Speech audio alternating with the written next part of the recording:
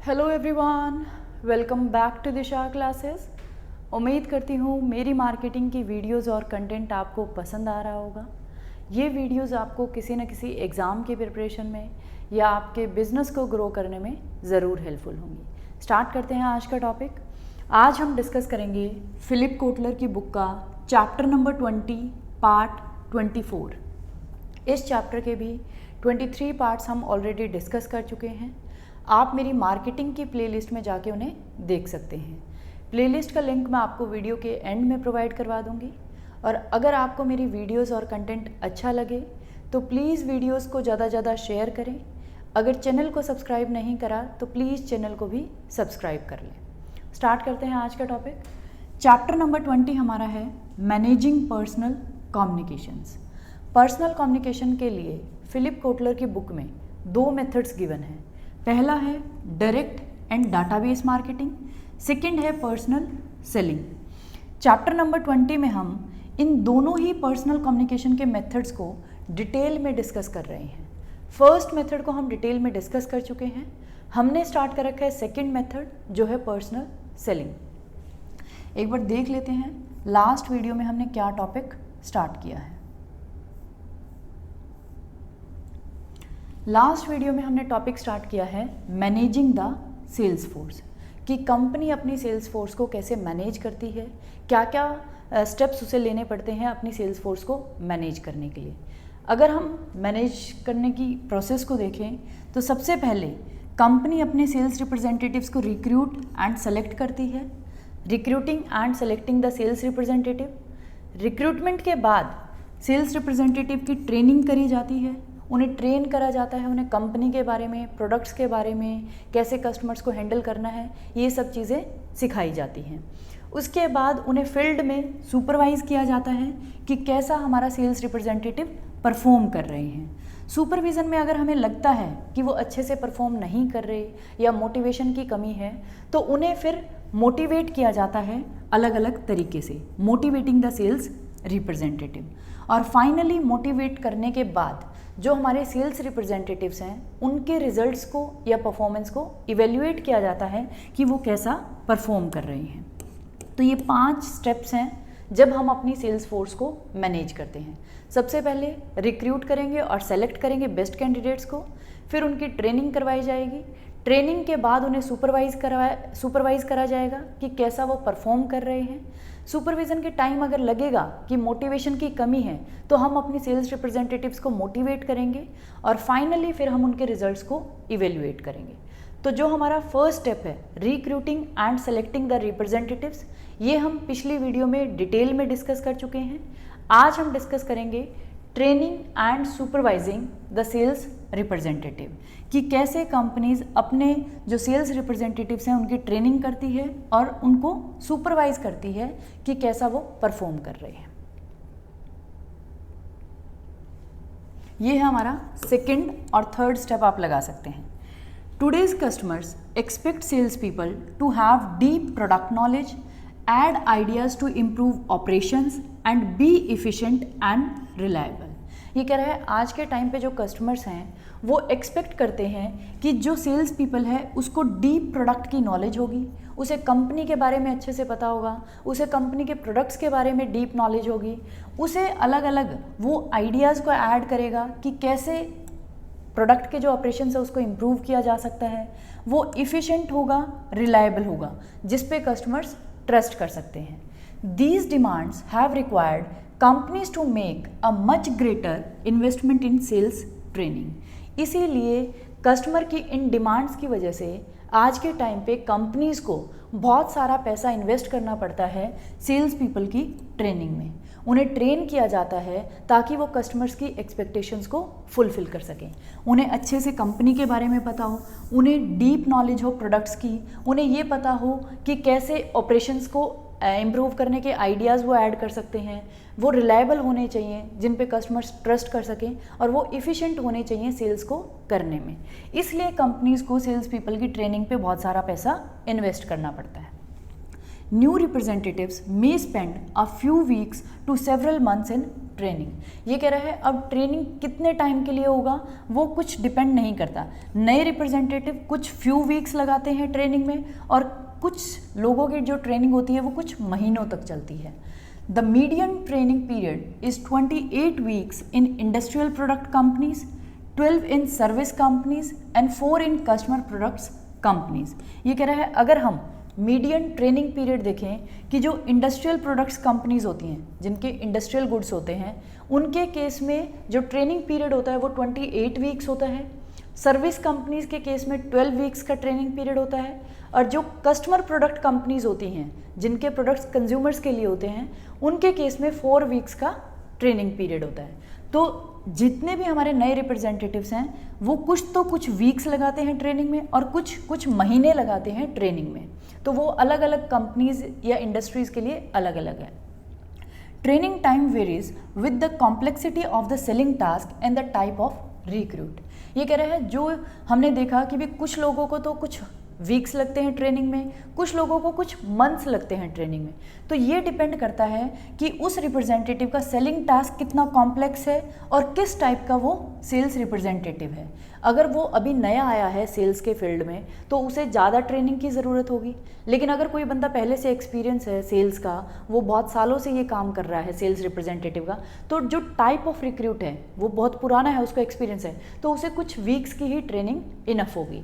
दूसरा डिपेंड करता है कि भी उसका जो सेलिंग टास्क है, किस टाइप का प्रोडक्ट वो सेल कर रहा है, उसका सेलिंग टास्क कितना कॉम्प्लेक्स है, मतलब कितना मुश्किल उसका सेलिंग टास्क है। अगर बहुत ज़्यादा मुश्किल होगा तो ट्रेनिंग कुछ महीनों तक चलेगी। अगर इजी प्रोडक्ट है जिसे इजीली सेल किया जा सकता है तो कुछ हफ्तों के लिए ही ट्रेनिंग दी जाएगी। तो ये जो हमारा ट्रेनिंग का टाइम है ये वेरी करता है कि सेलिंग टास्क कितना कॉम्प्लेक्स है और किस टाइप का वो सेल्स रिप्रेजेंटेटिव है। New methods of training are continuously emerging, such as the use of programmed learning, distance learning and videos. ये कह रहा है, और अगर हम ट्रेनिंग मेथड्स की बात करें कि कैसे कंपनीज अपने सेल्स रिप्रेजेंटेटिव्स को ट्रेन करती है, तो ट्रेनिंग में बहुत सारे नए नए मेथड्स कॉन्टीन्यूसली एमर्ज होके आ रहे हैं, जैसे प्रोग्राम्ड लर्निंग, डिस्टेंस लर्निंग या वीडियोस। तो ये हमारे ट्रेनिंग के मेथड्स हैं जो आपको ह्यूमन रिसोर्स मैनेजमेंट में पढ़ाए जाएंगे। यहाँ डिटेल में इनकी ज़रूरत नहीं है कि भी हम इनको डिस्कस करें। Some firms use role playing and sensitivity और empathy training to help the representatives identify with customers situations and motives. ये कह रहा है, और कुछ फर्म्स तो रोल प्लेइंग का भी यूज़ करती है। रोल प्लेइंग भी एक ट्रेनिंग का मेथड होता है, या सेंसिटिविटी और एम्पैथी ट्रेनिंग होती है जिसके थ्रू रिप्रेजेंटेटिव्स इजीली आइडेंटिफाई कर पाते हैं कि कस्टमर्स की सिचुएशन क्या है, क्या मोटिव्स हैं, ताकि वो कस्टमर्स को अच्छे से समझ सकें और समझ के फिर वो सेल्स को प्रोसीड कर सकें। तो इसलिए कुछ कंपनीज तो रोल प्लेइंग का और सेंसिटिविटी या एम्पैथी ट्रेनिंग का भी यूज़ करती है अपने रिप्रेजेंटेटिव्स को ट्रेन करने के लिए, ताकि वो कस्टमर्स की सिचुएशन को और उनके मोटिव्स को अच्छे से अंडरस्टैंड करके अपने सेल्स टास्क को परफॉर्म कर सकें। Representatives paid mostly on commission generally receive less supervision. ये हुई ट्रेनिंग की बात कि क्यों ट्रेनिंग की ज़रूरत है, क्योंकि कस्टमर्स की एक्सपेक्टेशन है। फिर कैसे कंपनीज ट्रेन करती है, कितना टाइम उन्हें लगता है, और क्या क्या मेथड्स हैं ट्रेनिंग के, ये हम डिस्कस कर चुके हैं। अब बात आती है सुपरविज़न की।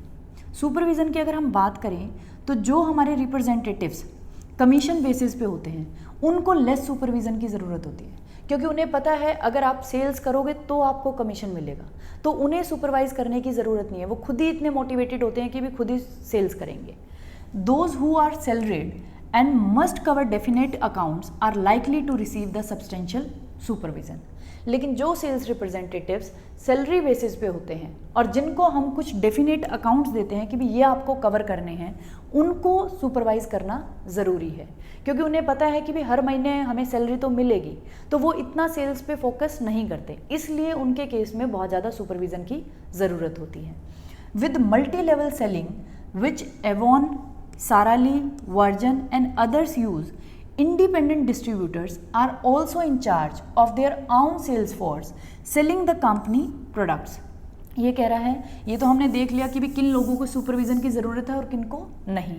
लेकिन अगर हम मल्टी लेवल सेलिंग की बात करें, मल्टी लेवल सेलिंग क्या होती है, जो कंपनीज ने शुरू करी थी, जैसे एवॉन ने, वर्जन ने, सारा ली ने या बहुत सारे ने। उनके केस में क्या होता है, मान लो मैं सेल्स रिप्रेजेंटेटिव हूँ किसी भी कंपनी का, तो मैं उनका इंडिपेंडेंट डिस्ट्रीब्यूटर हूँ मतलब, लेकिन मेरे को इतनी परमिशन है कि भी मैं अपने अंडर कुछ सेल्स रिप्रेजेंटेटिव्स को हायर कर सकती हूँ और वो भी मेरे बेसिस पे, मेरे बिहाफ पे कंपनी के प्रोडक्ट्स को आगे फर्दर सेल करेंगे। तो ये होती है मल्टी लेवल सेलिंग, कि एक जो इंडिपेंडेंट डिस्ट्रीब्यूटर है उसको कंपनी ने हायर किया कि भी आप हमारे प्रोडक्ट्स की सेल करो, हम आपको कमीशन देंगे। तो वो जो इंडिपेंडेंट डिस्ट्रीब्यूटर है वो अपने नीचे कुछ सेल्स रिप्रेजेंटेटिव्स को हायर करता है कि आप मेरे बिहाफ पे कंपनी के प्रोडक्ट्स को सेल करो। तो जितने भी वो भी प्रोडक्ट्स सेल करेंगे वो भी किसकी काउंट होंगे, इंडिपेंडेंट डिस्ट्रीब्यूटर के, क्योंकि उसने अपने अंडर कुछ सेल्स पीपल को हायर किया है। तो मेन बंदा कौन है, वो इंडिपेंडेंट डिस्ट्रीब्यूटर जिसको कंपनी ने हायर किया था कमीशन बेसिस पे। तो ये जो मल्टी लेवल की सेलिंग है कि भी मैंने अपने नीचे कुछ पर्सन्स को रखा, वो आगे किसी पर्सन्स को रख सकते हैं सेल करने के लिए। तो वो जो इंडिपेंडेंट डिस्ट्रीब्यूटर होता है वो अपनी सेल्स फोर्स का इंचार्ज होता है जो कंपनी के प्रोडक्ट्स को बेच रहे हैं, क्योंकि उनका इंचार्ज कौन है, वो इंडिपेंडेंट डिस्ट्रीब्यूटर जिसने उनको हायर किया है। कंपनी ने हायर किया है इंडिपेंडेंट डिस्ट्रीब्यूटर को। These independent contractors or representatives are paid a commission not only on sales but also on the sales of people they recruit or train। ये कह रहा है, और जो ये इंडिपेंडेंट कॉन्ट्रैक्टर्स होते हैं या डिस्ट्रीब्यूटर्स होते हैं, इनको कमीशन सिर्फ इनकी खुद की सेल्स पे नहीं मिलता, इनके जो बंदे इन्होंने हायर करे हैं प्रोडक्ट्स को सेल करने के लिए, उनके जो सेल्स होती हैं उन पे भी जो कमीशन होता है वो भी इन्हीं इंडिपेंडेंट कॉन्ट्रैक्टर्स को मिलता है, क्योंकि कंपनी ने हायर किया है एक बंदे को जो इंडिपेंडेंट डिस्ट्रीब्यूटर है।